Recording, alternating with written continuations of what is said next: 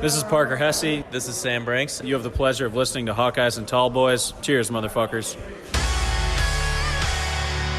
Welcome to the Hawkeyes and Tallboys podcast, featuring your hosts, Beau Freeborn. You know, guys, even though we get 2 conference losses, we're still going to end up 9-3. We're going to win the West for sure.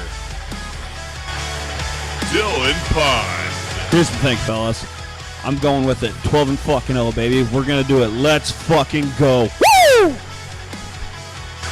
And Rob Wall. I mean, that would be shocking. But we can do it. I mean, I think we can. So crack a tall boy and go Hawks.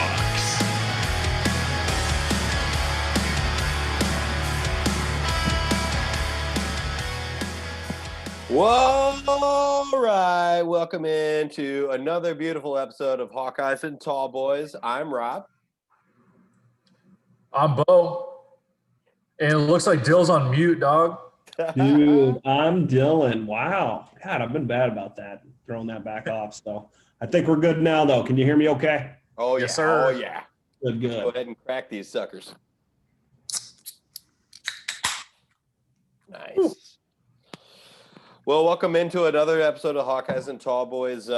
This is episode, I believe, 36. 36 or 37. So yeah, we are doing it, guys. We are keeping it going. We're keeping this quarantine edition of Hawkeyes and Tallboys strong. Speaking of quarantine, we want to check in with Dill. How's quarantine going for you? I know you came down with the corona. Yeah, sure did, man. First day back to work today. So back to the grind. My 10 days of staycation are up. And I'm just going to tell you guys too, I'm sure to some people a 10-day COVID quarantine staycation probably sounds pretty nice. It was really boring, really, really boring. I lucked out. I didn't get too sick. So feeling good now, but yeah, I'm just glad to be back out in the real world. Nice. Perfect.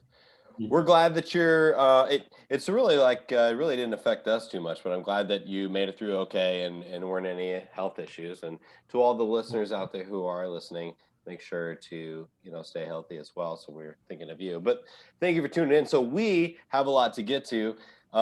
We want to look at what happened this last weekend against the Minnesota Golden Gophers. And actually, can you really even call it a weekend? It was a Friday game. I would imagine, I don't know if we've ever played Minnesota on a Friday before. First time ever. And we really pretty much completely controlled the game. And if I do say myself, we whooped their freaking asses. Yeah. So we do want to get into that game. We got some great mailbag questions this week, which we're excited to get to. We do have a few more than normal, so it's kind of nice. So we'll try to get through this recap pretty quickly. Talk about everything that you guys need to hear about as far as the game against the Golden Gophers. And, of course, guys, we have a decently big game, almost, I would say, borderline rivalry game that we want to talk about this Saturday against Penn State. So there's a lot to get to as well. But to rewind, and although I don't have this particular sound effect, listeners, you will be able to enjoy some sound effects this episode. Well, let's go back and rewind, to what happened this last Friday, almost said Saturday, in Minnesota, up in Minneapolis, against the Golden Gophers.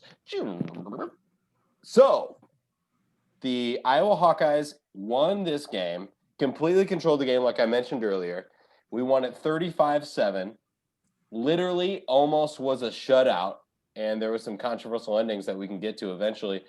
But first off, I just kind of want to send it over to Beau. What did you think of this game? I mean, honestly, our predictions were way off. I predicted Minnesota to win. I believe you did too. And yep, I was very, very nicely surprised. Yeah, me too. And I think a big thing for us, what I saw anyways, was the defense really stepped up. I think, Rob, you and I both were wondering, what was going to happen with the deep pass game. And to be honest with you, that D-line created so much pressure that their quarterback, Tanner Morgan, had no time to throw. couldn't even get any deep balls really to Rashad Bateman or anybody down the field. So credit our DBs and really credit our D line. And Bill, I'm going to probably steal your thunder, but we ran the damn ball. We took a playbook out of Michigan State game and we ran the damn ball. Yes, we did. Say, I've only been saying it for weeks now. Just got to run the damn ball. It's I really can't working. steal the. I was the one who was beating the drum, but Dylan was the one who came up with that little moniker before the game against who? What? Not last week. Week before, maybe. Michigan State, yeah, for sure. But before that Michigan State game. What did you think, Dill, when you were watching this game? Oh, that was my biggest takeaway right there, guys, is that, we were running the ball early on and it was working. You saw them get away from it a little bit, and then coming back into that third quarter, they got right back into it and were running the ball down their throats, with success. So I definitely think that's going to be a big staple of the game, the Hawkeyes game moving forward. And obviously they always want it to be, it's just whether or not, they're going out there and doing it effectively. Now, were they doing that against, poor defenses the last couple of weeks? I think, you can make an argument there. Yes. However, I think the execution up front compared to the first two games versus Purdue and Northwestern has just been phenomenal, both versus Michigan State and last week versus Minnesota as well. The second thing I noticed, and I'm kind of getting into my keys of the game a little early, but that's okay. One big thing we noticed on film is that they got to set that edge. And you notice the Hawkeyes did that early in both the run game and with the jet sweeps, end arounds, quick passes and whatnot. So, they did a hell of a job there. And I think, a little precursor into the Penn State preview today, that's going to be another thing where, Penn State has a lot of weaknesses out on that edge as well. And, that's where we can exploit them with some big plays. I really like how you say that, Bill. I was actually reading an article written by our guy David Eichel over at is he at 247? Yep, he's at 247. Dope. Okay, so he actually wrote a really good piece on how well Brandon Smith did blocking this weekend. I don't think he had very many catches, but his down the field blocks and on the outside and the edge really sealed the deal on some of those long runs that our running backs are able to hit. So kudos to him and our receiving group. But another big thing too was getting Justin Britt and Iitse in there, and those guys meshed really well with our returning linemen. And honestly, I thought our O-line, again, Bill, you brought up a point that we probably haven't played the best defenses out there, but they look like a huge cohesive group, and they look like they're really starting to churn on all wheels and all cylinders. God, they just look good. We talk about it all the time, that zone blocking scheme. So few college programs run it because of the extreme difficulty, the extreme difficulty and the skill level that it takes to run that offense with success. Because if all five guys aren't on the same page, that zone blocking is going to break up right away. So, sorry, Rob, what were you saying? No, you guys are absolutely right. I kind of wanted to chime in and just give you guys some quick stats here about this game. Iowa controlled it throughout. We were up 14-0 at halftime. We scored both in the first and second quarters. Third quarter was a drought for both teams, but we scored 21 points in the fourth quarter. Minnesota scored right at the end to avoid the shutout, 35-7. But listen to this, guys. We talked about it a lot last week, previewing this game, talking about it against Michigan State, the run-pass breakdown of what we're doing, and then what we thought Minnesota would be like. But, guys, I think – in my opinion, we're really starting to find our stride. And you kind of talked about it a little bit, Dill, but we passed the ball 18 times as a team. We ran the ball 35 times.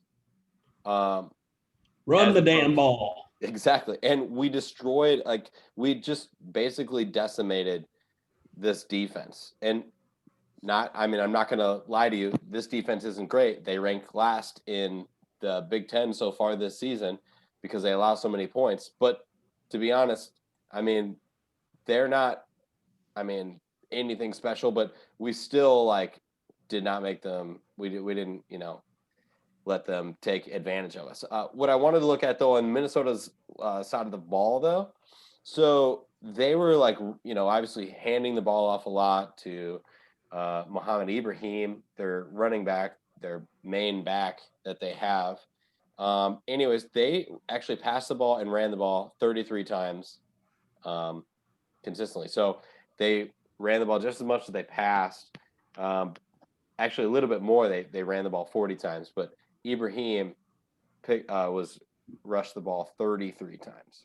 You know, on that stat, Rob, I think it was like a 10+ play drive at the end of the game against our second team where Ibrahim got a lot of those snaps and handoffs. So yeah, had his stats a little bit. He did rush for over 100 yards. 144. And yeah, I mean, yeah, obviously he didn't run for 3/4, but at the same time they milked the clock. It was like an 8-minute drive, that last drive of the game to finally score. But give way credit to our defense for slowing him down after starting out with 10 touchdowns and really limiting to really minimal numbers. Absolutely. Well, that's what I was just going to say too, Beau. That's really, really good point where, whoops, shit, something just popped up on my computer here. Let me get out of that. You guys can see me? All right. Yeah. No, but, we talked about it with Ibrahim. Obviously, everyone knows he's a stud. So, we were a little bit worried about that coming in. And the fact that he got 144 yards on the ground doesn't bother me in the slightest because the stat that counts, touchdowns, they held him out of the end zone. That's what we needed to do right there to win that ball game, and that's why we won by such a significant margin. So shouts out to that defense. They played awesome. Now, I will say that penalties were a factor as far as to end a lot of Minnesota drives. If you look at the well, first of all, let me go to the penalties. 8 penalties for 85 yards against Minnesota, and whereas the Iowa Hawkeyes only had 2 for 25, which wasn't bad at all. But if you look at the time of possession, Minnesota 36 minutes versus Iowa only 23, almost 24. So, I mean, they really controlled the ball for most of the game, and I really think that this was like a true showing of that bend not break defense, which I wanted to kind of shout out to you, Dill. To see, because that's almost exactly what we saw. Before we move from the penalties too, Rob, you bring up a really good point. I mean, Spencer Petras on that second drive throws an absolutely terrible ball across the middle when he could have checked that down. They get the ball, Minnesota gets the ball at the 25-yard line. Well, PJ Fleck starts bitching about something after they have a block in the back penalty. And so it back all the way to the 50-yard line, takes him out of field goal range, and then also takes him out of, getting him a chance for a touchdown. So big time credit for Iowa staying disciplined. But PJ Fleck 2 years in a row basically fucks himself out of getting penalties against the Iowa team. Yeah, he's just not a great coach. Like, am I the only one that thinks that? Am I crazy here? He's a rah guy. I mean, yeah, he seemed to really rally the troops last year. Yeah, for sure. I think he gets a lot of recruits, and I think a lot of people buy into his shit, but I don't know. I mean, this year I feel like if you're an AD and you're looking at your head coach, I actually was going to say this earlier, but might as well say it now. But as far as that goes, like you're looking at your coach against a team like a game in this situation, it's a rivalry game.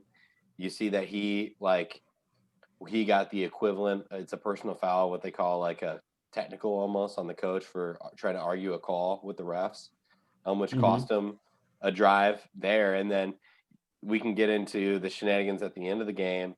I mean, you can't really be happy with the way that he conducted himself. But then you also look at the fact that, I mean, they're almost basically shut out. It doesn't really look like there's too much different about this team than it was last year, besides the leaving it like Tyler Johnson left. I don't know if they're too much different, and we're talking about a team that went 7-0 by the time they found, locked horns with us, or regardless. But I don't know. I mean, all that aside, which are negatives for PJ Fleck, I feel like you kind of have to just throw this whole year away and can't really hold it against him. What do you guys think? But, okay, so obviously Iowa got the win. We look good. But, Rob, you got to tell us what your favorite part about the game was right at the end, that end situation.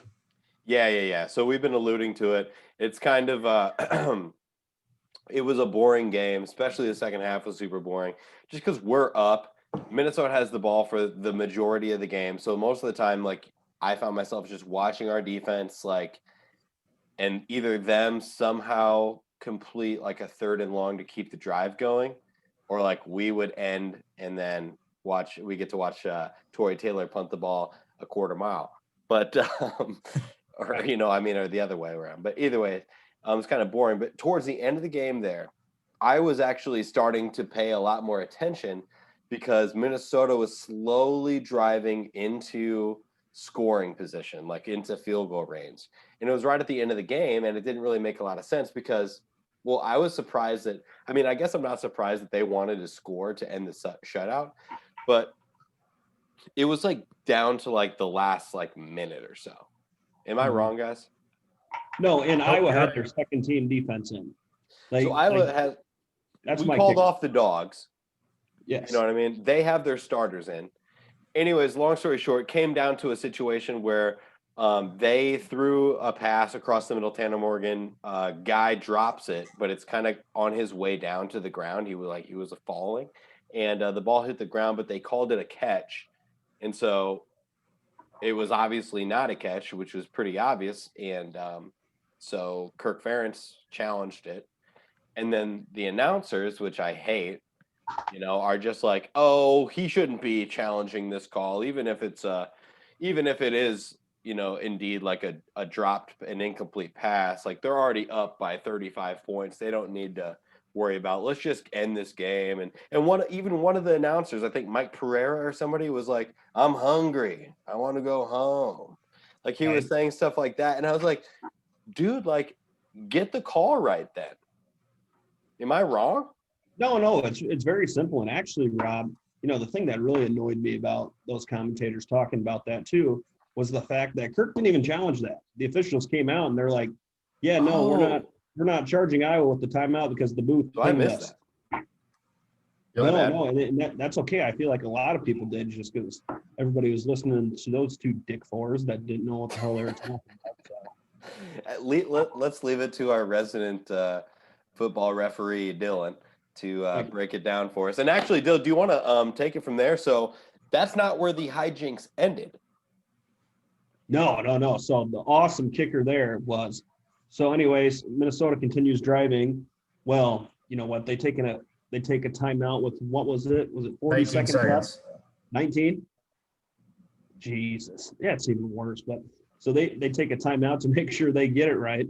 Well, then, right after that, Kirk Ferentz goes ahead and calls a timeout. And I kind of chuckled to myself and thinking like, he's just being a smart ass. What a turd. Well, then the end of that 30-second timeout comes about. Well, Kirk Ferentz takes another timeout. Oh, okay. A twofer, huh? They must have, had wrong formation in there or something, or really want to preserve the shutout. I was still just kind of confused. Wasn't really laughing anymore. Well, then here came number 3. Timeout number 3 called by Kirk Ferentz and the Iowa Hawkeyes, and he's just sitting over there with a big grin on his face, kind of rubbing his mouth like this so the camera doesn't really see it. And then we knew. It's like, okay, Kirk's sending a message here. I call off the dogs and you call a timeout to try and score at the end of the game.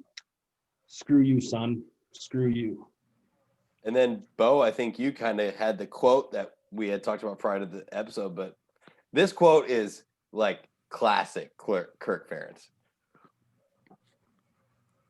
Hit it, Rob. You got it. You want me to? I don't know if I remember it word for word. You gotta say it. I want to give it to you,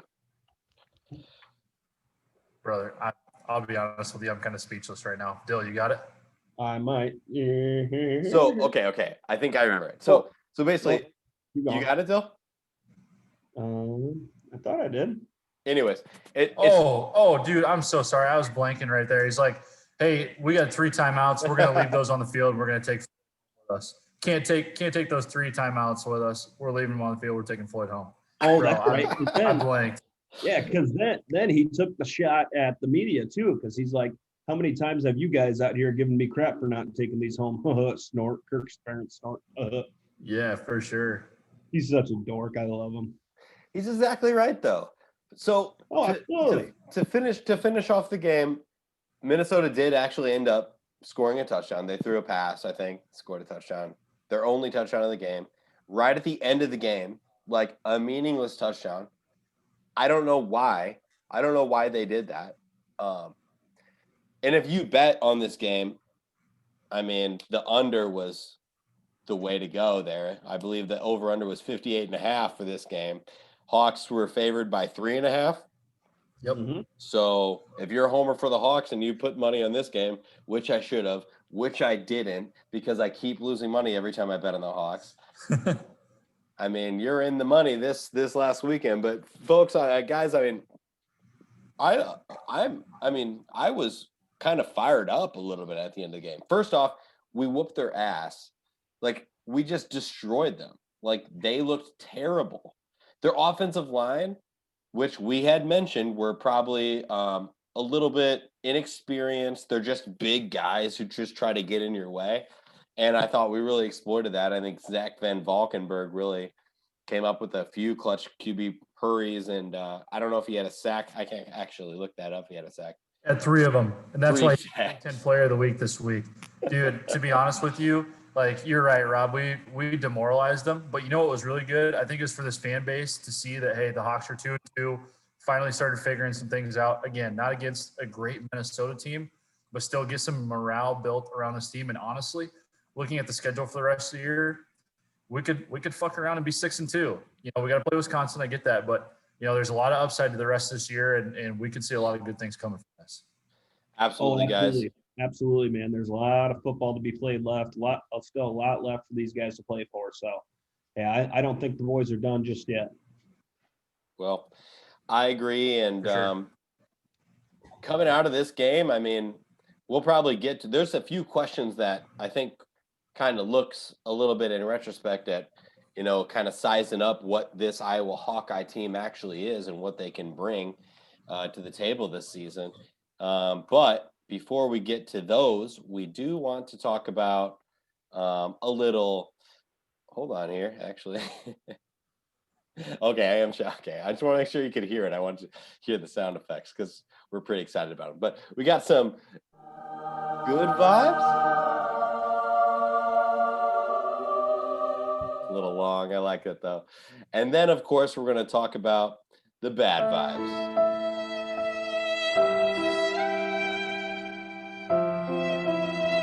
So hopefully that inspires you guys to talk about good vibes, bad vibes. I can go ahead and toss it to Dill. And looking at in retrospect, you know, of our win against Minnesota, looking ahead to what we have this weekend, Dill, what do you think are some good vibes, bad vibes? Yeah, our big good vibe for the second week in the row coming for me is going to be the fact that we ran the damn ball and we did the damn thing. You know, damn near had 2 100-yard rushers in Tyler Goodson and Mekhi Sargent. Tyler Goodson went for a career high. I wanted to say, I can't remember what he ended at. 146, I believe. 146, was it? Okay. So I knew he went for a career high there. So awesome to see. Awesome to see Mekhi Sargent do a lot of damage on, you know, with his time as well. So overall, my good vibe is just, you know, the offense and specifically that offensive running rushing attack. My bad vibe, however, it's going to be, you know, the lack of, how do I want to word this here? You know, the lack of development thus far under Spencer Petras. And I still feel like, it's a little premature to pull the plug on him just yet. I think he's still got a lot to learn. I think all the intangibles are there and, you know, the leadership qualities are there. I think just, you know, continuing to get that practice in is going to help him quite a bit. Oh, man. Sorry, Spencer. Sorry. Bo, what do you think? Yeah, I'll echo Dill. I really like that run game on my good vibes, but you know what I really pride Iowa on is their defense, and honestly, Phil Parker's really dialing it up. Specifically, that D line. We talked a lot of shit on those guys the first 2 weeks, and even though it's been against 2 bad teams, I really think they've stepped up, and I think they're really trying to find their identity, and I think they're pretty close. I think if we could really stick it to Penn State this week, the D line can really show how well they've performed the last couple of weeks. I'm going to have to also mirror Dylan's bad vibe. I've said this the last, 2 weeks, but I think Iowa's is average quarterback play away from being a pretty competitive team. I think we have everybody in the offense and defense definitely there to be a definitely a top 20, if not even a top 15 team in the country. But Petras just hasn't shown it yet. And I know my hometown buddies who are listening to this, they know I'm a Petrus homer. But I don't think that we should give up on this guy because I think he's got a lot of upside. But I think he's really, like Dill said, he's really got to show out here the next couple of weeks, complete a bunch of passes, and look really poised in the pocket for me to really jump on that bandwagon. Rob, I'll pass to you. Sure. And, I hate that. I wanted to comment on that real quick too, Beau, because, everybody's so quick to throw the kid away 4 games into your first season ever. Like, come on. It's still too soon. It's still too premature. There's too much funky stuff that happened, in this developmental program. Cut him a break. He's going to get there. Yeah, for sure. For sure. And honestly, think about this too. Like all those other starting sophomores that Kirk's had, I think he was like 6 in his career at Iowa. They've all had, cupcakes the first 2 weeks really to get the kinks worked out, and then had a ton of time to prepare prior to that. So cannot throw this guy under the bus. He's doing the best he can. And honestly, yes, he hasn't looked great, but he really has a ton of great qualities and a ton of upside from this. Yeah, absolutely. Go ahead, Rob. Let's hear it, Rob. Sure. So, guys, what I'm going to say is that I was worried about our defense against Purdue, against Northwestern. I saw that we did a very good job against Michigan State, but that's just 1 week. And that's a team that we don't play that often. So, wasn't really sold. I'm sold now. This was a team that I was worried about, and you guys know that I was worried about. I picked Minnesota to win. They've been scoring points. They got a guy who can run the ball. They have receivers that are capable. Tanner Morgan can throw a pretty decent deep pass. I was just these are all things that seem to be sort of kind of like a weakness of Iowa. And I was completely wrong, 100% wrong. I don't even know. Beau, you mentioned what your prediction record was so far this season. I don't know what mine is. I'll have to go back and look, but I know it's not good. And I definitely didn't do any better looking this last week. So my good vibes are defense. It's the real deal. I'm a believer now. We have guys in the right spot. I really think Seth Benson is playing really well in that Leo Cash spot. And I think that I kept watching him. I found myself watching him on defense. And then, of course, if we play any Big Ten teams that have a so-so offensive line, we're going to wear them down. It's going to be third quarter, fourth quarter, and they're not going to be able to put up points, just like we saw against Minnesota. And so I'm very excited about this. I really think we have a good defense. I hesitate to say that it might be better than last year's defense.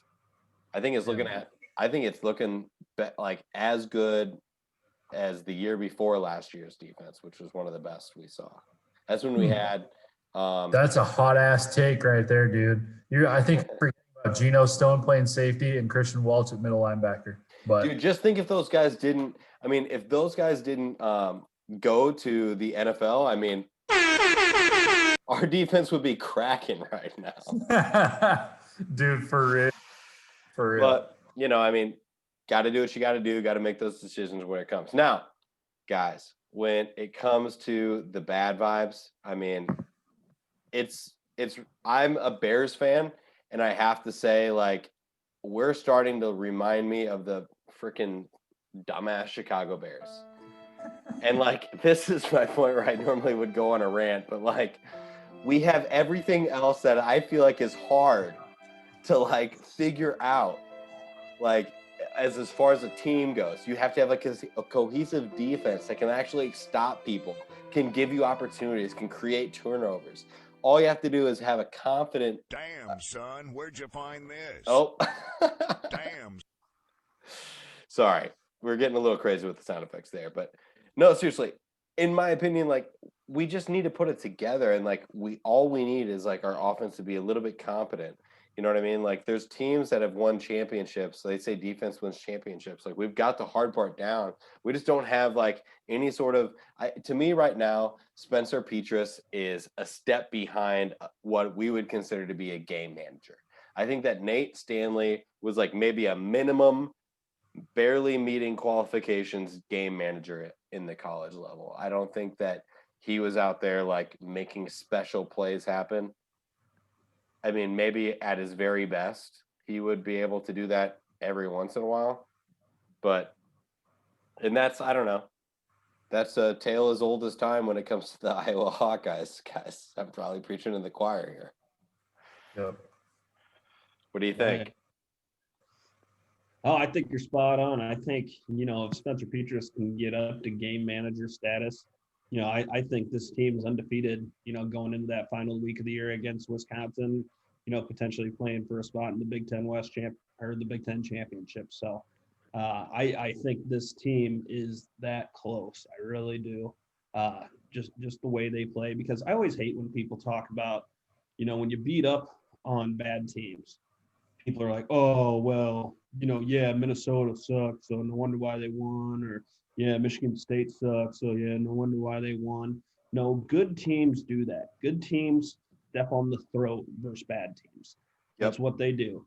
And I think what these last 2 weeks proved to me is that, guys, we are fans of a good football team. I think all three of us questioned it after that week 2 loss to Northwestern, but, now you see Northwestern kind of running the table, and we went to the end of the wire with them. Again, still think we should have won that game, made too many mistakes and whatnot. But, that being said, I think that's just how close these guys are. So, we got to keep the momentum going. And as crazy as it sounds, there's still a shot at winning the West. So, all gas, no brakes. And, worst case scenario, we get to play the number 2 or the number 3 team in the Big Ten East. So looking at possibly, Indiana or, if Michigan somehow gets stuff turned around over there, or trying to think of who else has a good squad, maybe Maryland.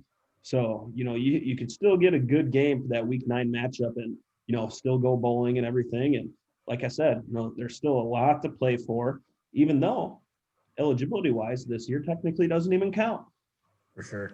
And Dill, I honestly think that's a tremendous segue into our mailbag segment. Rob, do you have anything else to talk about this game, or are you ready to move to mailbag? Because I think that is a perfect way to transition into our first question on mailbag. Let's get to the mailbag. Dope.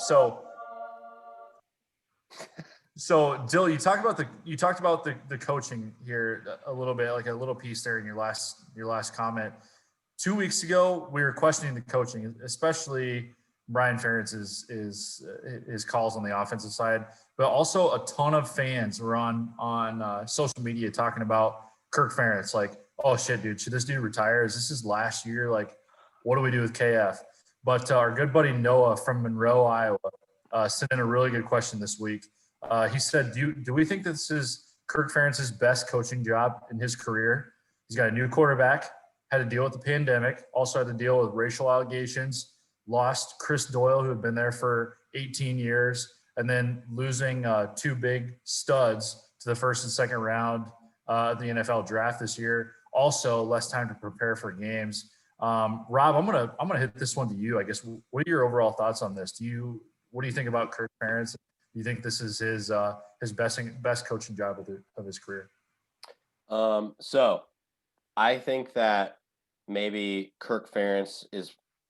So I guess I will start with the short answer, which is no. I don't think that it's his best coaching of his career, but I think that it's easy to maybe think that from the outside looking in, because it's just a little bit more in the spotlight now.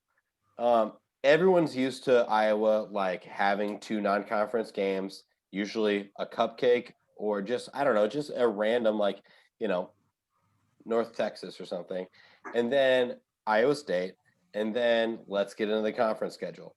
You know what I mean? Those are games where we kind of show different looks. We test guys in different positions on defense for sure, on the offensive line, see how things are working out, because things need to shake out. It's hard to decide who's going to be best in what position when you're only scrimmaging against yourselves for the first however long, and you can't even go you can't go live for a long ass time before your first game. So, I mean, those are things that I think we didn't have this year. So these first 2 games were just kind of like, hey, figure it out games. Not to mention that this entire season is like a, hey, figure it out season. You know what I mean? Because it doesn't count for eligibility, so it doesn't even really matter in the long run. That being said, though, because of that, I think that Kirk Ferentz is going to stick around. That I think that because the season is a wash, he's going to be like, okay, let's try this guy out. Let's put this guy in this position. Let's play the games like we normally would. Let's see how we look. And then, in my opinion, and this is like a ultra good vibe. This is like a good vibe towards 2021-22 season.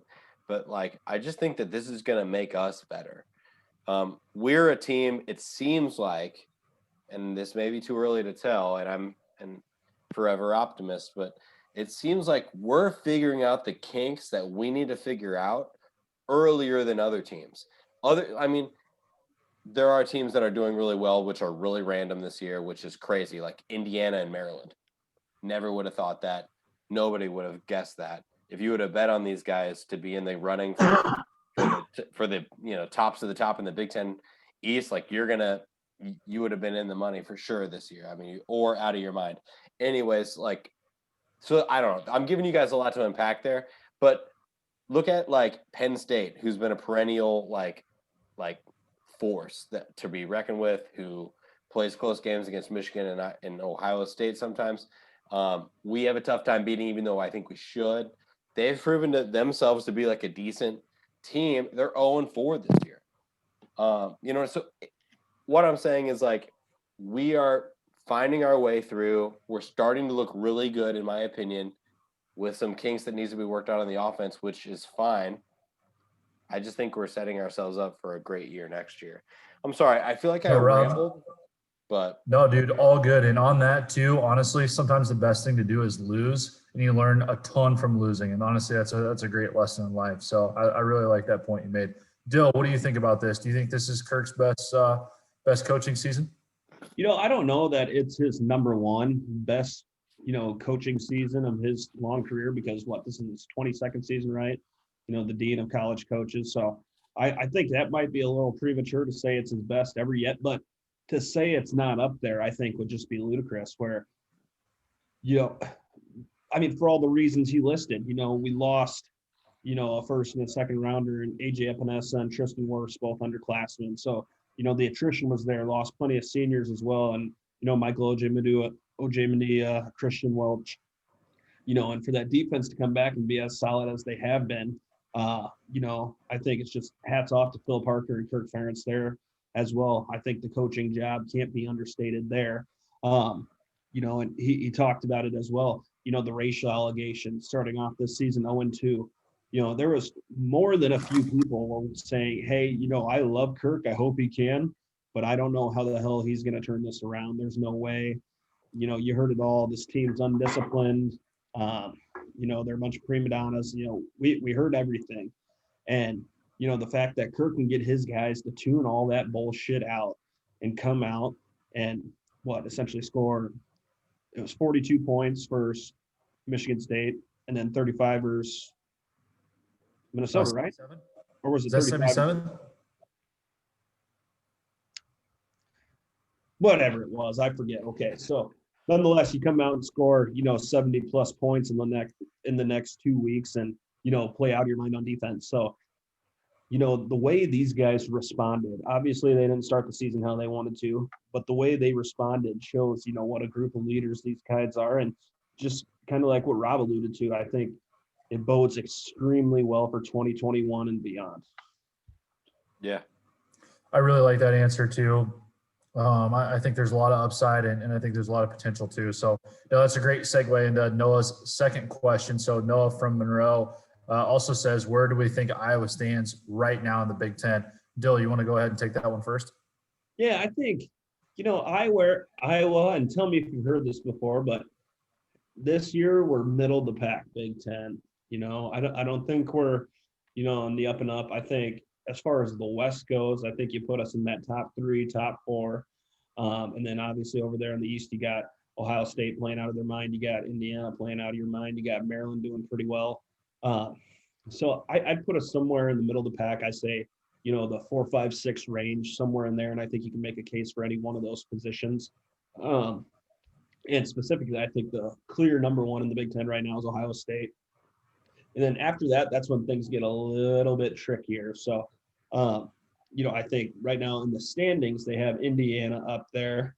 I don't know if I've seen enough from Indiana myself.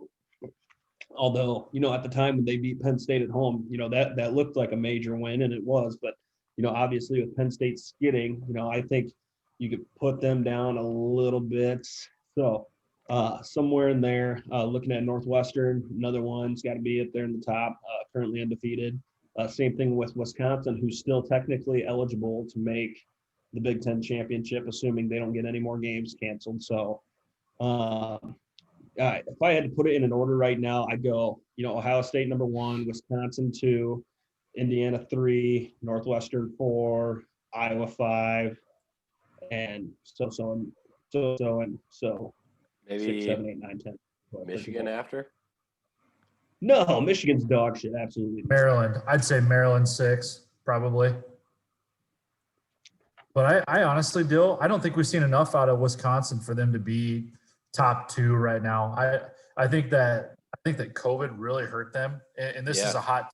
But honestly, I don't think they may be the 4th best team in the Big Ten right now. I think Graham Mertz he's playing unreal, and honestly, for him to be a true freshman to come in and play like that, I think that's pretty solid. But I don't think we've seen enough out of Wisconsin. They played Illinois, and then they just beat Michigan.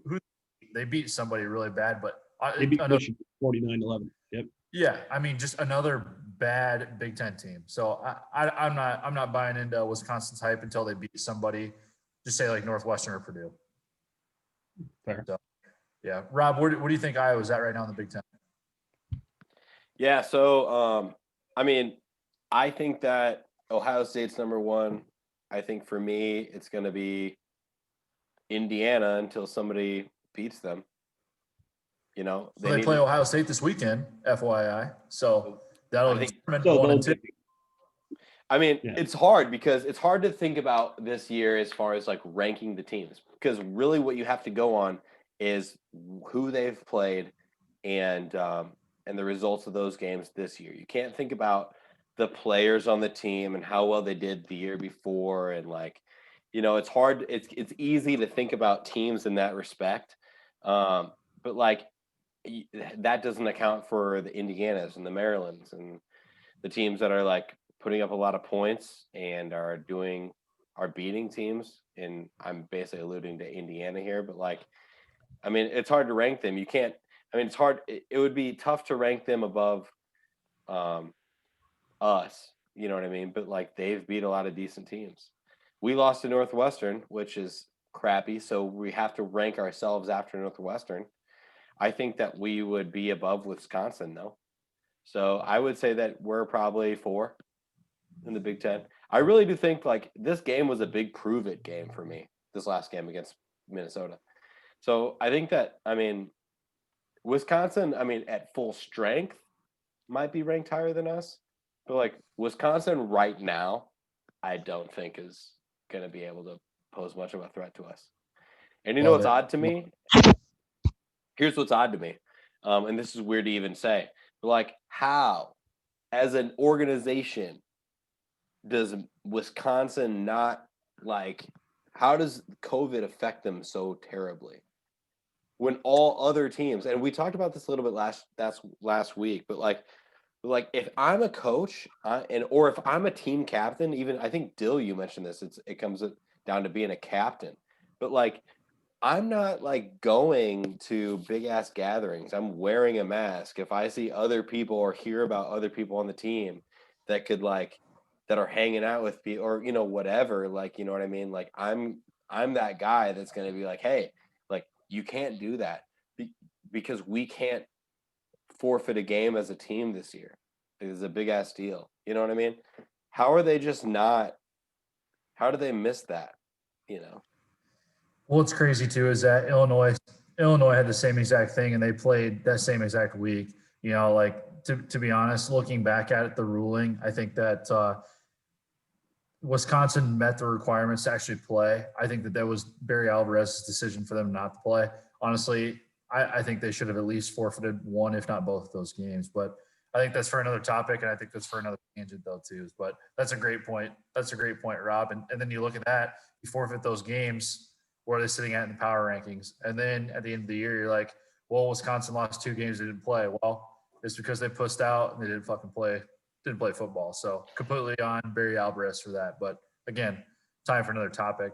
Honestly, do you guys have anything else to say on that? Just real quick before we move on, because I know we have a lot of questions. So, but like, I just am saying that like they need to take responsibility, because I feel like a lot of Wisconsin fans after that are kind of just like, this year doesn't matter. Wait till next year. Like we'll be, you know what I mean? Like that's kind of like the attitude. And I'm just like, look, like this is your squad. Your squad messed up. Your squad doesn't count this year, and I love it, and I'm all on that train. So, because I hate Wisconsin, obviously. Right.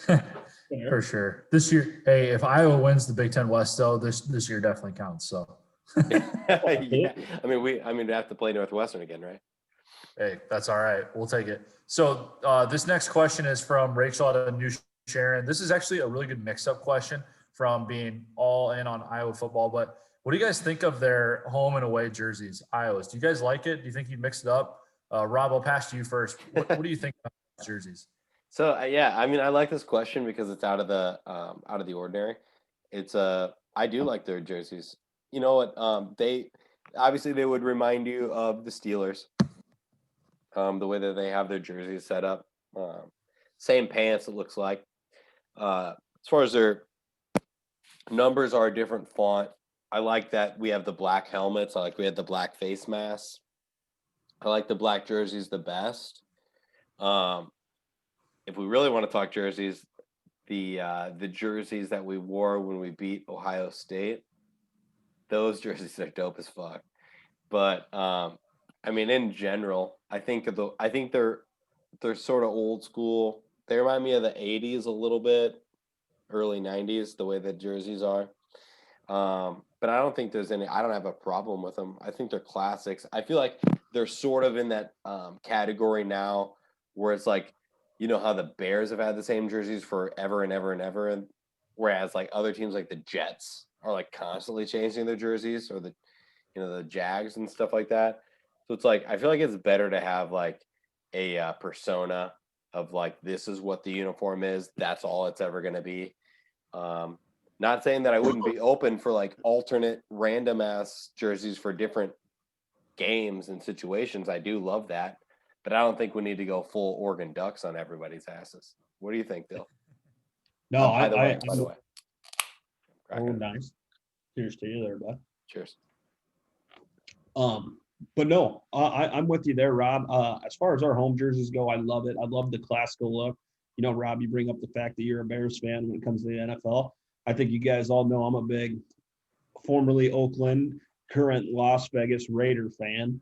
And, you know, they're another one of those franchises where they're never going to change their uniform because, you know, they consider that look to be classic. And that's kind of the same thing with Kirk Ferentz and the Iowa Hawkeyes, where, you know, Hayden Fry came in and brought the Tiger Hawk and brought this look that's similar to the Pittsburgh Steelers back in the 80s when, you know, the Steelers were kicking ass and, you know, wanted to put that culture into Iowa. You know, if we want to be champions, we got to look like champions. So, you know, I love that mantra. And so as far as the home uniforms go, I absolutely love them.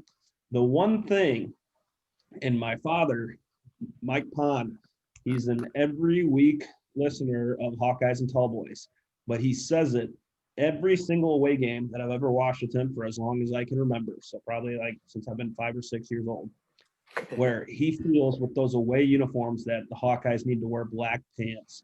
And he got to me. I could not agree more. Black pants with the yellow stripe and the white jersey and the black helmets, that would be absolutely filthy McNasty.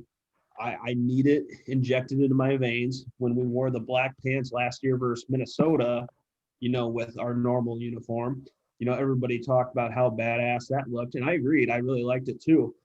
But you throw that in with the white jerseys in our away game uniform, and I think that just looks badass, you know? So that'd be the absolute only thing I'd change. I'm with you, Rob, 100%. I want the occasional, you know, alternate uniforms. I'd love to see, you know, those 2017 Ohio State uniforms come back, but I sadly think they may have officially retired those. So it's hard to live up to that. Oh, yeah, they just couldn't have done it any better that one. So I was also, unpopular opinion, I was a fan of the Bumblebee uniforms last year versus Penn State at home. So I think we need to You go know, full. Sorry, Beau. I think we need to go full Bumblebee. I'll show you what I mean. Dill, go ahead, Beau. Let me pull him up. Yeah, dude, Rob, you're going straight into my thunder here. Like I'm with you. Sorry.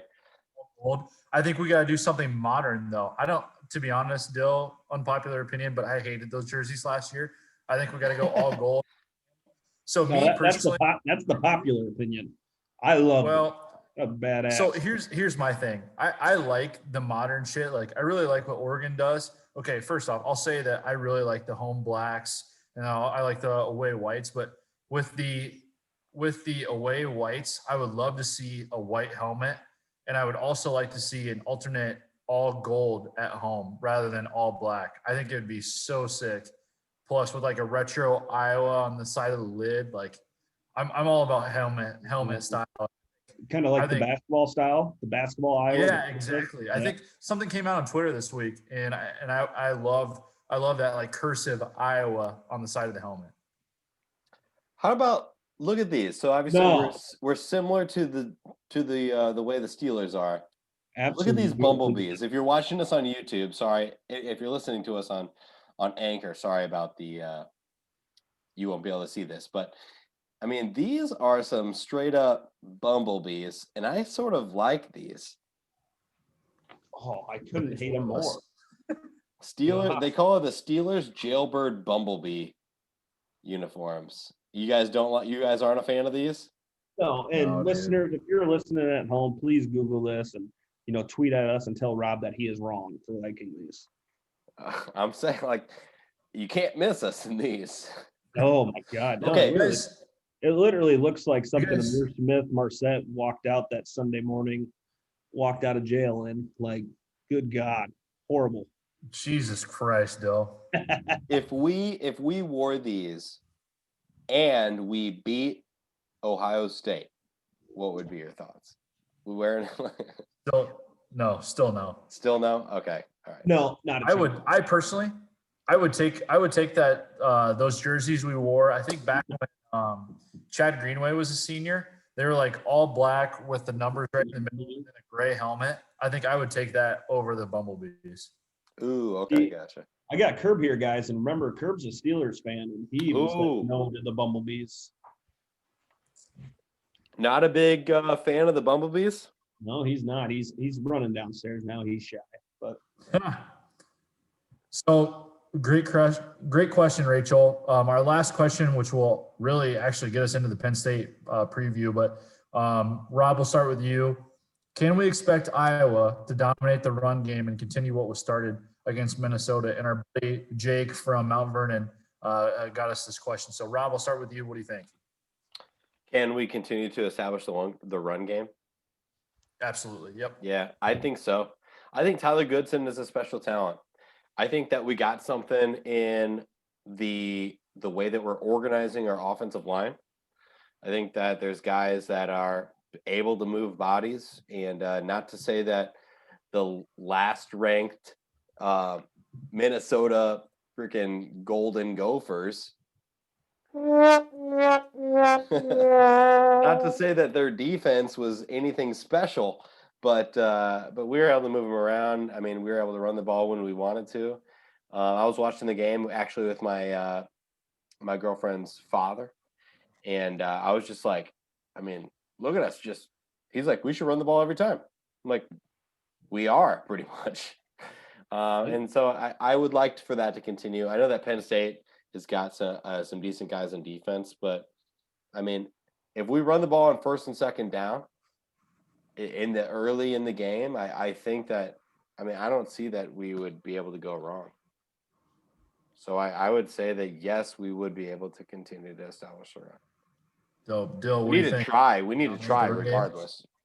right. Oh, absolutely. I think we're going to be able to continue, rushing the ball the way we have been. Seeing these guys on tape, the one thing that stands out is, this defense has a lot of guys that are extraordinarily talented, but the losses have just stacked up too much for them, with, All-American linebacker Micah Parsons opting out this year due to COVID and training for the draft. They've had some injuries on the defensive side of the ball as well. So again, you have a lot of talent on this defense, but it hasn't come together yet for them.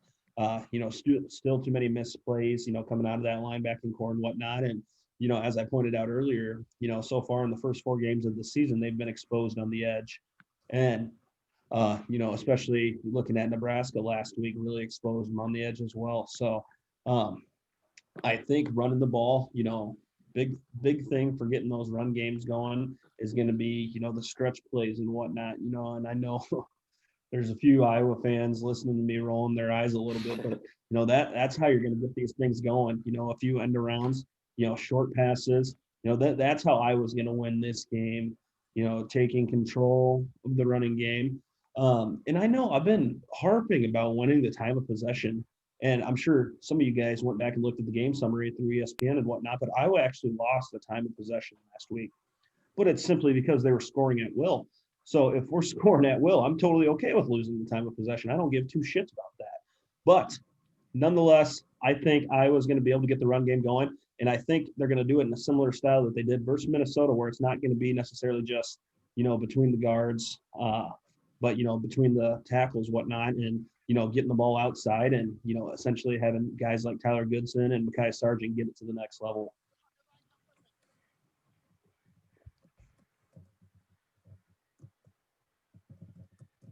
Absolutely. Yeah. Absolutely. You got any thoughts there, Beau? Nope, no thoughts at all. I echo both of you guys. I think you guys said it great. I mean, I agree, Dill. I think we're going to get that outside zone game going, and I honestly I'm pretty excited about what our run game and honestly what our passing game can go to. So really excited for this weekend. And guys, that's a great transition into our game this weekend. And for viewers out there looking for the Hawks, just wanting to know when the Hawks are playing, tune into Big Ten Network. The game's at 2:30 on Saturday, so likely a 2:33 kick. Playing at Beaver Stadium, State College, Pennsylvania. So unfortunately not a home game. It'll be a hell of a travel, but should be a great time for a game. Spreads at 2.5. Iowa's favored there with the over-under at 47. Iowa is a 55% road favorite right now. Really like Iowa's chances. The only bad thing is going all the way over the East Coast.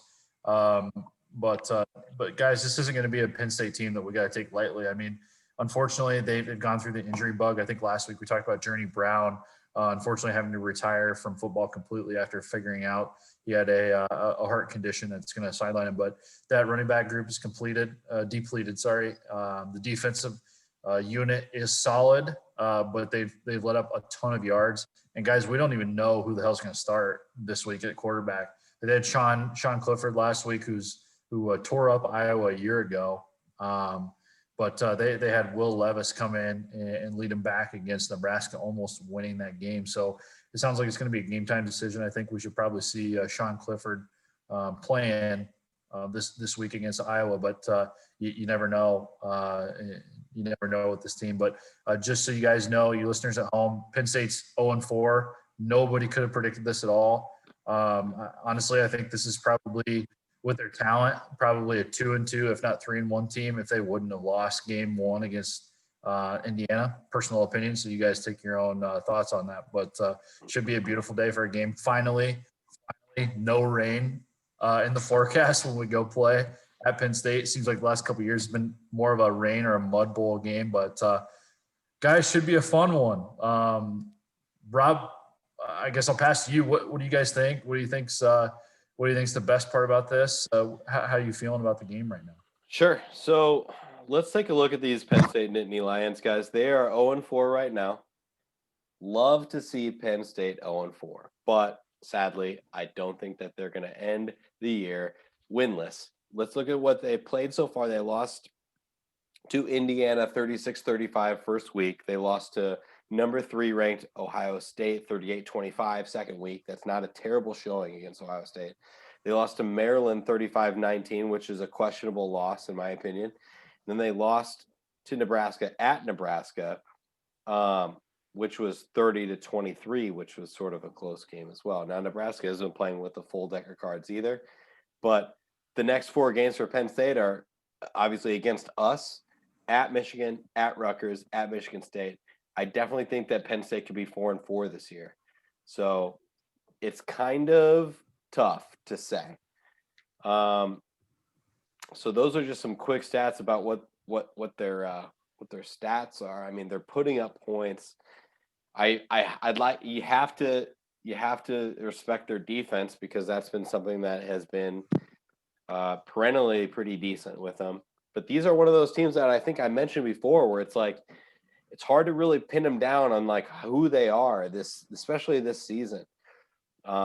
We've seen them in games, out of games, against teams that really don't make sense. So it's hard to really. I think this game's kind of a toss-up. What do you think, Dill? Yeah, Rob, I think overall this team, they've just lost too much. And, a team that has lost as much as they had, they're kind of similar to Iowa in that regard where, you got all these super talented kids, but, the cohesion with the teammates isn't there. Getting used to the college game isn't there. We look at, the big example that I noticed was, at the running back position for Penn State, you had Journey Brown who just tore it up last year. Obviously has to, end up retiring from football prematurely due to that heart condition that Beau alluded to. And then you go to their number 2 guy who was, came on at the end of last year, looked like he was going to play a significant role this year as well in Noah Kane, and he gets knocked out the first drive of the season versus Indiana. So, I know they're down to, oh God, what's his name? Devin. Oh shit, I just had it. Not Devin Holmes. What the hell's his name? Devin Ford. So Devin Ford's going to be the one carrying the ball for Penn State, along with a couple true freshman backs that are, both have, quite a bit of upside as well. But again, just not a lot of experience in that part. Second thing, and Beau alluded to it there a little bit, but is Sean Clifford. Again, tore up Iowa last year. For the most part, had a pretty damn good year in 2019, and this year he's got the turnover bug. So it's just tough to say. I know you guys say it's hard to find this team's identity, but this isn't an 0-4 team. Just like when Iowa started off the season, they weren't an 0-2 team. It's one of those things, especially in the Big Ten this year, the margin for error is so small. And that's why when people laugh about, Iowa being out of the Big Ten West race, I honestly don't think that's a thing. Shit, I still think, you could argue Nebraska's still in it as well, just because anything can happen. This is a weird, funky year. If you tell me that Northwestern doesn't lose a couple of games down the stretch, or, maybe Wisconsin loses a couple games down the stretch, anything can happen. So it's just a funky year. And, much like Beau alluded to earlier as well, this isn't an 0-4 team to take lightly because the talent is there. That they could put it together and rout Iowa. That's a real possibility. Do I think that's going to happen? No, because this Penn State team has shown that they're susceptible to turnovers and getting into my keys a little bit early, but this Penn State team is susceptible to those turnovers. So, a team like Iowa that's known for creating turnovers needs to come in there and really make it happen and, get on this team early. Because I think once you get on them quick and you step on the throat a little bit, they're going to back down, and mainly just due to a lack of experience. Well, before we get to the keys of the game here, let's just kind of get to know these Penn State Nittany Lions a little bit better. So we got Sean Clifford as the quarterback. I know that they tend to – Will Levis. What's up? And Will Levis as well. So you'll see them both. Yep. So they run like a kind of sort of a dual QB. They ride the hot hand, or is there one that's like more of a dual threat running back sort of running? So Clifford has started the majority of the games and started all of last season as well. But kind of like I alluded to, he's had the turnover bug this year in some pretty crucial times, which led to them starting out the season 0-3. So, they went in the second half with Will Levis, who, like Beau said, about letting him do a comeback victory versus Nebraska. Gotcha. So then you got their running back is Devin Ford, and this guy, to be honest, their entire running game is not very impressive this year. He's got 53 attempts total. For 207 yards in the season and averaging 3.9 yards a carry. completely opposite from the running back we just pretty much shut down, which is Muhammad Ibrahim, who's got over he's got over 100 rushing attempts on the season through 3 games prior to the game against Iowa. So that kind of bodes well for us. It does look like they have some decent receivers. Jahan Dotson, I guess that's how you pronounce his name. Yep. He's got 5 touchdowns in the year so far. One he's got a long of 60 and the other one 74. Pat Fryermuth was just their tight end, which is the second leading receiver on the team. So it does look like they throw the ball around a little bit. I don't know if I'm just looking at like their team stats through 4 games, and it doesn't look like they have the ball on offense a lot because there isn't a lot of numbers to really go off of. I think the biggest thing there is they just don't have an identity. They don't know who they are. They don't know, how they're going to proceed. They don't have a true running game anymore, so that really makes them more of a one-dimensional team. They just don't understand, who they are as an offense. Defensively, I think, to be honest, though, I think their defense. I assume that they are probably on the field more than what they should be, just due to the lack of offense. So, yeah. I think that's probably their 2 biggest problems so far that I've noticed, at least.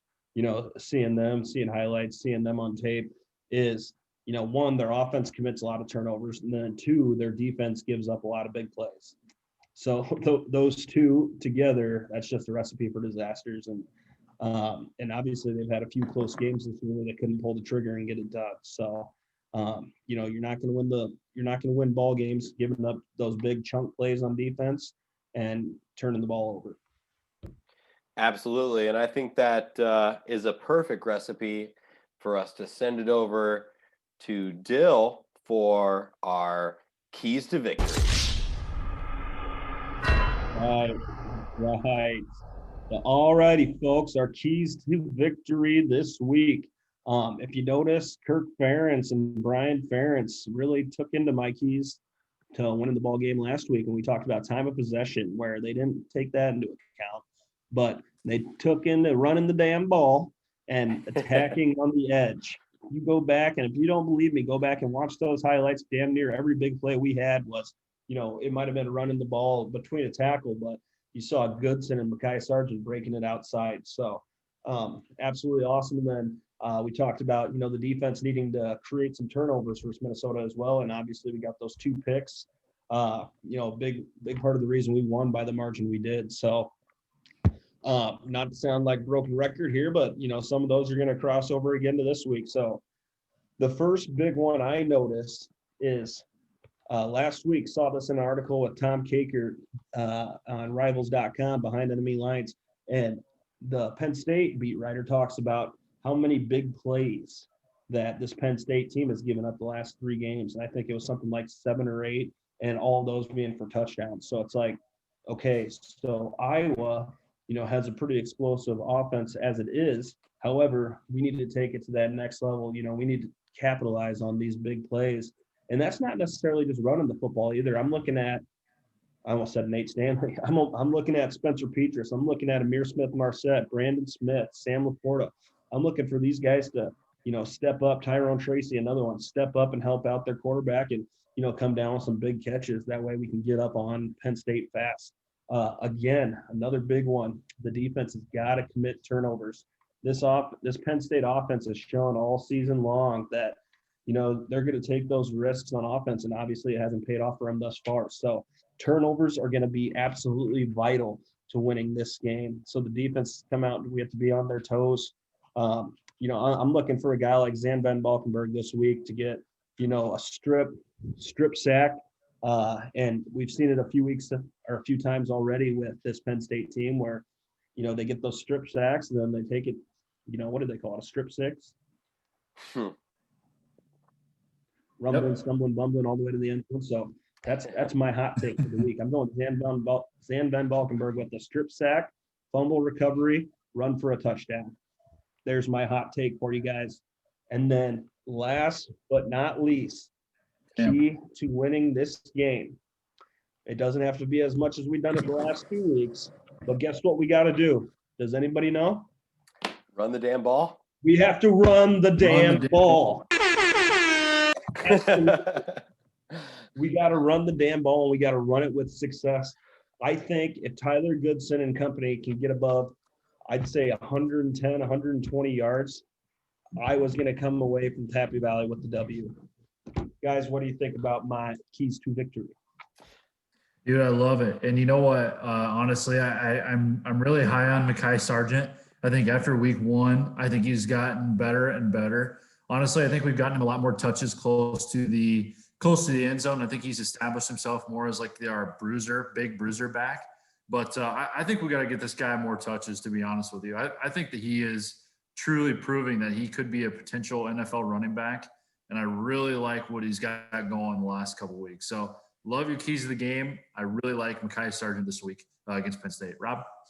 Wow, that is a hot take. If I didn't just play those horns, I would have played them again. But man, so I don't know if I agree with you about Mekhi Sargent being an NFL running back.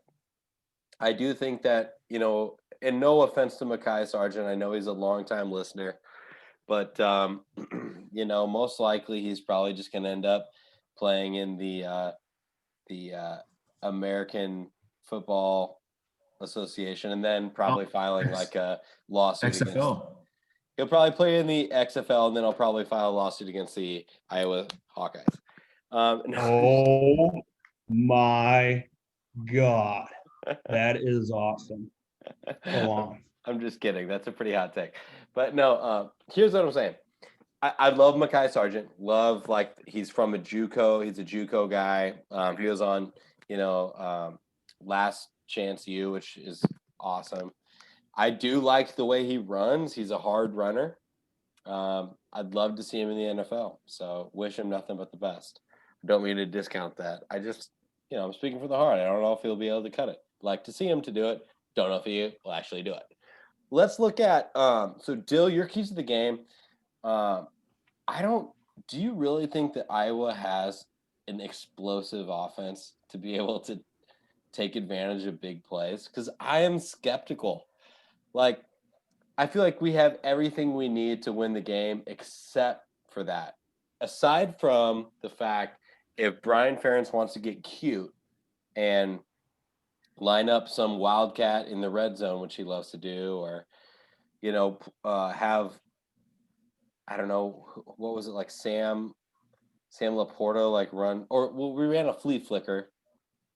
You know what I mean? So maybe we could do something like that before, like, but other than that, or like maybe there's like a flea flicker, like jet sweep to Amir Smith-Marset we could try to pull out for a big play. I don't know. Yeah, I see what you're saying, Rob. I do. I feel like we have an explosive offense in regards to like rushing the ball. Whether that be, sending a wide receiver around, Tyrone Tracy, Nico Reganey, or one of them guys. And then otherwise, if it's a short pass, we got the guys that can make people miss, and Amir Smith-Marset and Tracy, without a doubt. And then big play guy around the end zone would be Brandon Smith, no questions asked. So I feel like we have the pieces there to be a full-blown explosive offense. I'm with you, though. I don't think we're there completely yet. I think as far as explosive players go on offense right now, I think the two big ones are probably, Tyler Goodson and then Mekhi Sargent right now. And then a little bit of Tracy and a little bit of Amir Smith-Marset sprinkled in. So I guess that's more or less what I meant there, is I'm looking at, Petrus being the big one. I want him to take, that step up to, being a slightly above a game manager. And, and he's going to have his test on the road where, there may not be 100,000 screaming whiteout fans necessarily, but, you're still a long way from home, and, it could very well be a long flight back if he has a rough day. So I guess that's more or less what I'm getting on, is I'm trying to put a chip on, Spencer Petrus's shoulder, Amir Smith-Marset shoulder, Tyrone Tracy, Brandon Smith, and those guys' shoulder, because, I do think a big part, yes, Spencer Petrus has struggled early on in the season, but I think his receivers, being the fact that they're seniors and, having the experience they do, I do think they could have bailed him out of plenty of situations with some slightly poorly thrown balls and whatnot, which senior leaders typically do. So, that's kind of who I'm calling out there, Rob. Does that make sense? No, yeah, I get that. And here's the weird thing, guys, and not to, because I want to hear Beau's thoughts on this situation, but Tyrone Tracy sticks out to me as somebody who we just need to get in the ball more. And I'm sure he's probably like thinking that every single game, every time he lines up, he's like, just throw me the freaking ball. Because I know that that's what I was like when I played receiver. But seriously, like, I think that we just need Spencer to take the next step and be able to throw balls on time, throw balls in rhythm, get a little bit more comfortable with the break, the play, the mix of plays, like what we would normally run in situations, and like just so he just gets a little bit more comfortable. Because I mean, you saw the way that Nate Stanley was able to facilitate the ball to all of our receivers, and man, last year our receivers went off, and so I think that's like I think that could be an issue. Not that like Tyrone Tracy isn't able to like make people miss, but he just needs to have the ball in his hands more, and I think the problem is just getting it there. Yep. But, what do you think, Beau? What do you think about that explosive offense? Yeah, I really like that take, Rob. I think that, Nico Regani's another one. Him and Tyrone both are two dudes that I think we need to get the ball in the playmakers' hands, especially, Brandon Smith and Amir Smith-Marset that you alluded to. But what I really like about Dylan's take was that he talked about Mekhi Sargent and Tyler Goodson.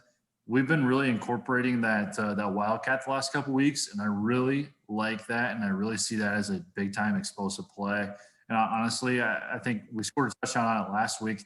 I think we ran it twice, and I think we averaged over 7 yards a carry on the Wildcat. So I think we're going to see a lot of that here this upcoming week, but really like that in terms of an explosive play. Gives the ball to the playmaker right away, and we could do a ton of shit from that Wildcat. Yeah, I agree. Other than that, though, I mean, I feel like this is a game that is almost like every Penn State game that we play. We look back and we say, look, this Penn State team isn't that good. But we've gone into these games and we've lost them.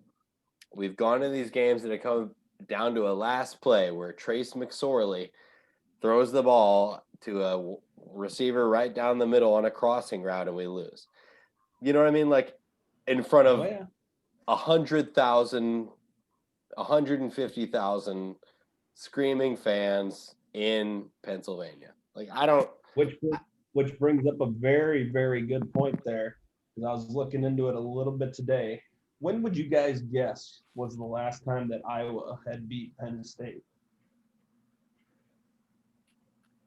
Please don't tell me it was 2009. 2010. 2010. 10 years? Wait a minute. Was that when we walked off in Kinnick on that last second field goal? I don't believe so. I think if I remember right, I think it was 24-3. So I think Iowa kicked their ass a little bit. But yeah, I had looked into it, and then after that, we got shellacked by them in 2012, then went a few years without playing them and lost a few times here in the last couple of years. And obviously we haven't played each other every year. So I think Penn State holds six straight games that they have won. So Dill, you are right about that. We did win that game in 2010, 24-3. That was a 4-1 Iowa State ranked 17th, or Iowa ranked 17th in the nation, led by Ricky Stanzi, Marvin McNutt and receiver. Nice. Okay. So it's been a long time, and I feel like a lot of Iowa fans, who grew up around our age and whatnot, they remember, Iowa essentially having Joe Pa's number, where it seemed like more often than not we'd get them, whether it was at home or on the road. But it's been 10 long years since we beat Penn State, and I might be getting ahead of myself here, fellas, because I know we've talked about the spread and whatnot, but my prediction, guys, the 10-year drought ends this week in Happy Valley. Ooh. It's gonna be a close one, like it always is. James Franklin is going to finally lose to the dean of Big Ten coaches. And the final score, it's going to be 31-24. Gotcha. Pretty good pick there, Dill. I like that. So I just want to preface my pick with saying that I'm 0-4. The last 4, and so I'm just going to continue to pick. Oh, wait. So Beau is the Penn State of predictions when it comes to Hawkeye Yeah, sports. exactly. So my motto moving forward is I'm just going to start predicting shit, and I kind of want to see if I can lose every single week. But here's my rationale behind my decision here for this week. So we've had some upsets in Beaver Stadium. Penn State has been hit by the injury bug, which we talked about. Iowa is now 2-2 after starting out 0-2, but we really haven't beat anybody. I mean, we beat Michigan State, bad Michigan State team. Beat Minnesota, another bad team. Our quarterback play, to be honest with you, has been pretty suspect lately. And I don't know if I like that going into Penn State. I know that, Nebraska last week, to be honest, they're pretty fucking suspect too. But I don't know, man. I'm going to go with Penn State winning 27-24. Going to be a close one. But, yeah, I got the Lions going here. So, Rob, you want to follow me up here with a better prediction?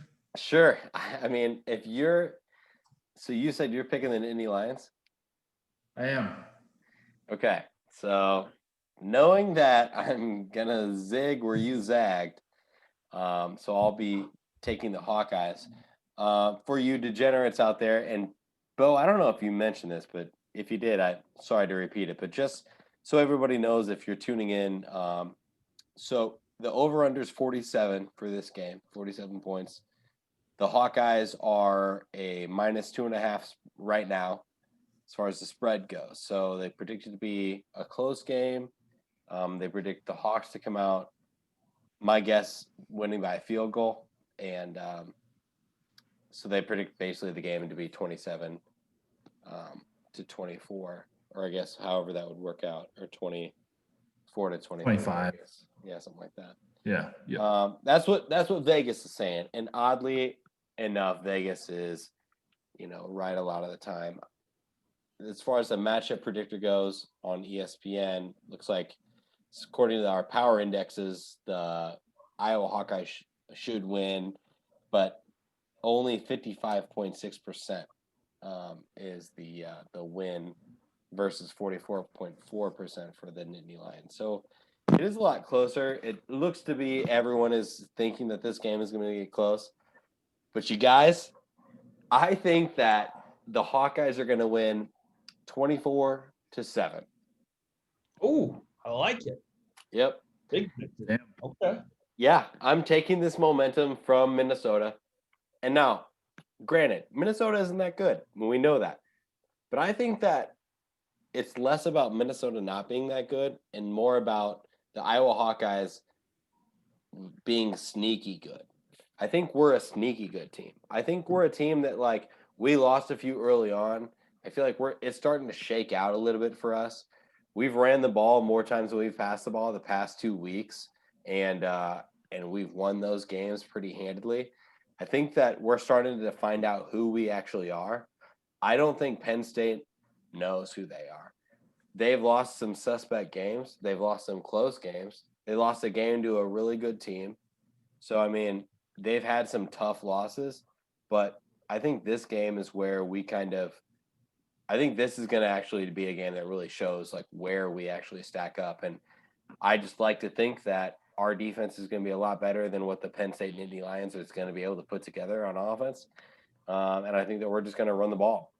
And as long as we do that, we're going to control the kind of possession. As long as we do that, we're going to score when they don't. Torrey Taylor is going to help us control the field position in the game. And I just really think that this is a game that, as long as we don't turn the ball over, this could be another easy win for us. As far as Penn State team goes, Penn State teams we've played, this might be the worst Penn State team that we've played in a while. Oh, absolutely. So you have to give us the advantage there. I mean, even if you're a Penn State fan, you got to look at your team and say, hey, we're not that good. We don't have we said this earlier, and I almost mentioned this, but we were talking about, I mean, they're running back, you know what I mean? Like, he's got this many carries for 200 yards in the season, blah, blah. Looks like they're, you know, having to try to pass the ball a little bit more than they normally would. Yeah, that's what it's like when you don't have Saquon Barkley and Miles Sanders back to back. Like, welcome to the real world, Penn State. Like, makes no sense to me. Anyways, that's my take. You know, and Rob, 24/7 you Hawkeyes. alluded to this. You alluded to this earlier too. Like, I think it was like one of our first couple episodes, but about which team in the Big Ten was going to be most affected without having a crowd there. Think about this. I mean, Penn State's using they're 100,000 people in a whiteout, you know, there at State College. Now they got nobody. It's like the momentum is way killed, you know, compared to, you know, what we're used to when we go play Penn State. So, yeah, I think that's a big momentum killer anyway, too. Yeah, 100% agree.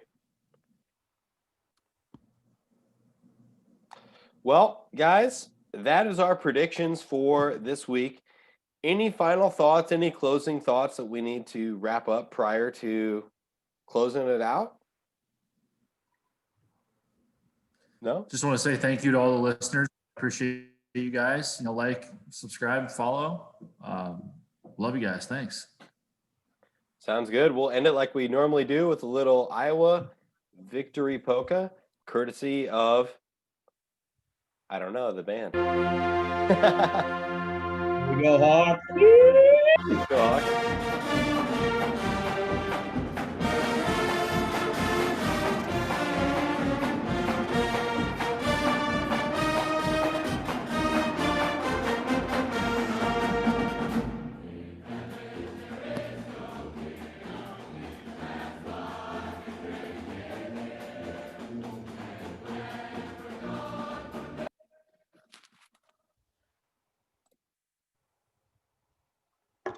Good job, guys. Yeah, great work.